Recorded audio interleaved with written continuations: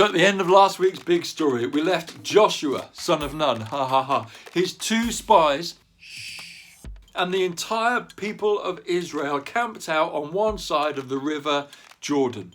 On the other side of the river Jordan is the promised land, the place where God has told them to go and settle, to turn into home, and that he will protect them and provide for them in this place.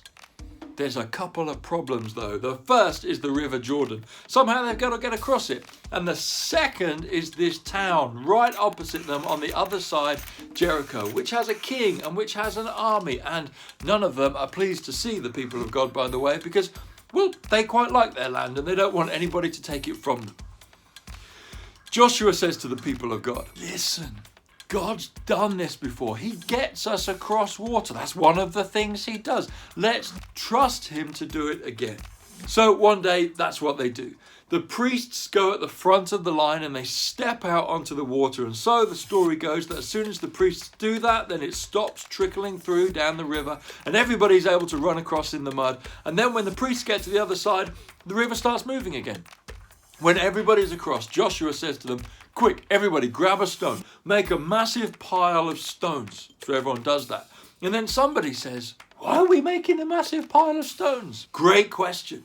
The reason we're making a massive pile of stones, says Joshua, is so that one day in the future, when you've forgotten all about this moment, you might be walking down the road with your family or your friends, somebody in your village, and somebody, maybe a little person, will say, why is there a great big pile of stones there? Great question. I'm so glad you asked.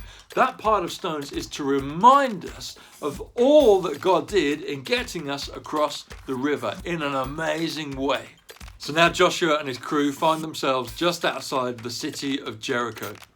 So there they are, and they've never been in a battle before. They don't know what to do, so they have this big meeting. Some of the soldiers and some of the warriors and some of the people who want to be in charge of the army say, we could sharpen our swords, we could sneak in at the dead of night, they'd never know that we're coming. We could take all their gold and capture them prisoner and then everybody would be scared of us. Arr. Or, says God, you could walk around the city once a day for 6 days in complete silence. Then on the 7th day, get everybody to walk around the outside of the walls 7 times, only this time making as much noise as you like. Then when you've done that, get all the priests to blow their trumpets, and when they blow their trumpets, the city walls will fall down and you'll be able to go in and take the city peacefully. That's never going to work, surely. Joshua says, well, remember the pile of stones. Remember everything that God has done in the past. We should listen to him again in the future and in the present and see if it works. Worst case scenario, we bump up our steps and our Fitbits for a week and then we try something else. So Joshua, the people of God, spend 6 days marching in silence around the city walls. They must have looked bonkers. And then on the 7th day, they march around it 7 times, this time making all the noise they can think of before the priests blow their trumpets. Guess what? When they blow their trumpets, the city walls fall down and the people of God are able to take the city of Jericho. And everybody in the entire vicinity knows, wow, watch out for those people because their God is different. So what do we learn from today? Well, first, it's important to remember the things that God has done for you and for us in the past. Because let's be honest, we forget. And sometimes a pile of stones or a knot in your shoelace or a note that you keep next to a mirror in your room is important because it reminds you of all that God has done in the past, and that will give you confidence at other points in the future to follow him.